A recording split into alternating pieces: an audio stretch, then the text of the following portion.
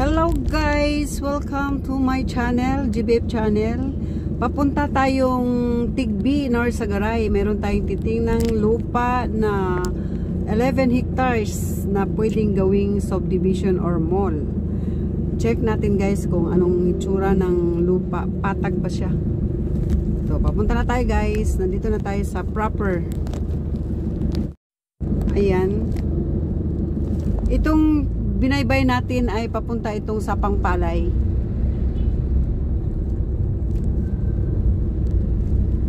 Sakop pa rin ito ng San Jose del Monte, Bulacan guys. Yan yung mga jeep po papuntang San Jose del Monte. Star Mall. Yan.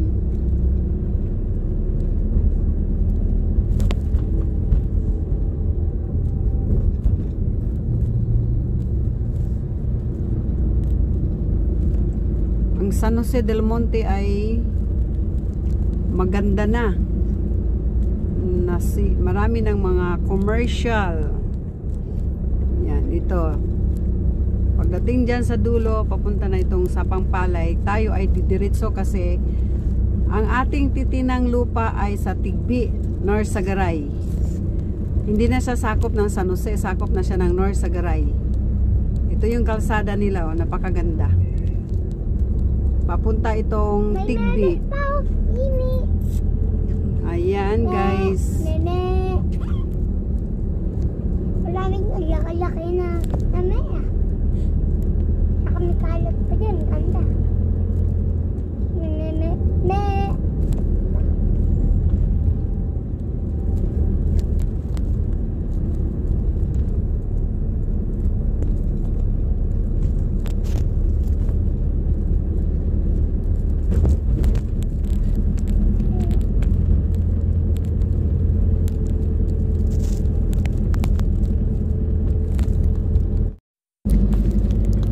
Guys, yung papuntang kanan sa Sapang Palay na po yan.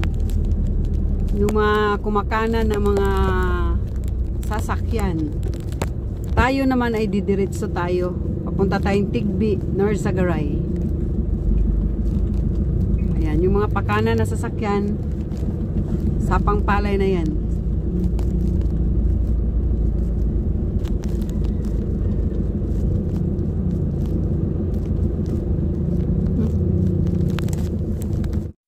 Ayan, dumiretso tayo.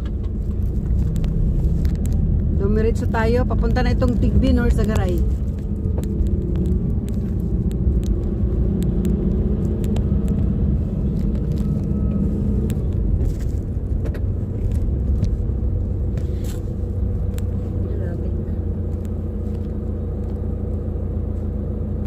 Ayun na. Wala talagang wala dyan eh.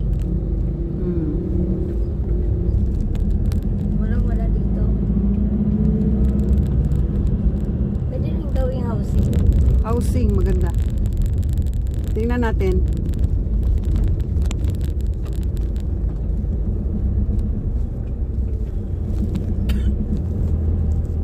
Tumabik. Yan o, Heritage Village yan o.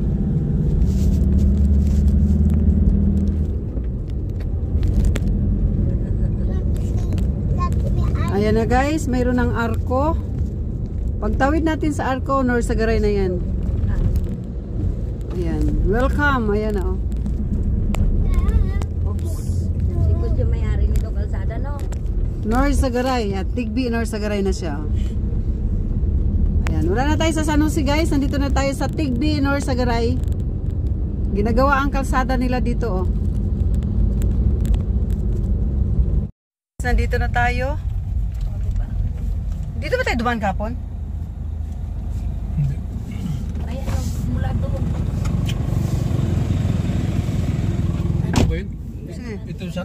Ayan na guys, andito na tayo. Ito sa kanan, maganda siya guys. Ito yung 10 hectares na binibenta. Siya oh. Ilang hektarya to kuya? 10.8 hectares yan. Magkano? So ang bigay ni Sir Omel yung owner 1.5 per square meter. Uy, gisa gilid. 1.5 per square meter. Gilid. Kasi iba kasi. Ito na kami. Ayan na guys, andito na yung lupa na 11 has. 10.8 hectares. 10.8 hectares. Patag siya. So katabi niya yung North Sagaray Water District. Ayun. Malapit lang. Maganda Ayun pa yung gawin North mo Sagaray. natin. 10.8. Paliko pala siya. Maganda cross siya oh. Ay, ganun. Center nga yung center ba? Ayan yung kalsada. Itong kalsada na to, papunta to saan? Ito hindi ko lang sure kung saan papunta to eh. Ano rin yan, madam, sa North Sagaray din palabas yan. Sa North Sagaray din.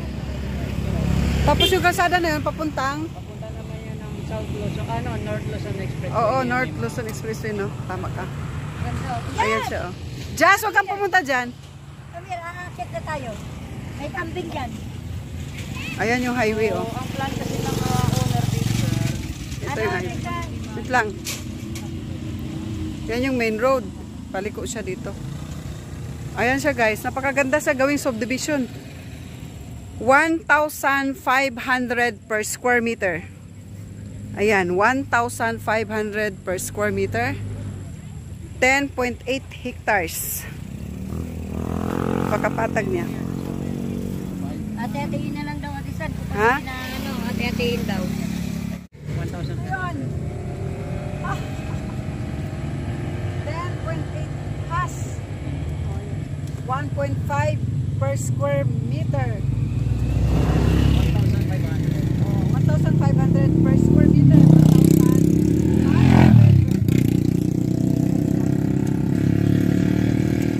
1,500. Ang kinagandahan dito, mayroon siyang outpool, may kanal, may drainage, may creek. Kaya walang problema ang outpool dito, guys. Ayun na highway, oh.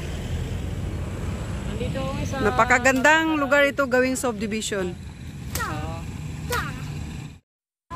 Ayan, ang ganda. Okay. Alok na natin to para ibenta natin. 1,500 per square meter. Ang frontage nito, kuya, magkano? Ilan? Frontage. Ang frontage. Wala akong sa area dito wala pa. Siguro ang frontage nito nasa 100 meters. Okay, sige sir, sige. Ang ganda oh. Napakaganda siya, guys. Frontage niya. Ilan kaya frontage kung ito? simula doon hanggang dito, meron siguro. No, mga 100 meters, no? More than 100. Mm. More than 100. Ang frontage niya. Mga 150 yan. 150. Ayan, ang ganda. Okay.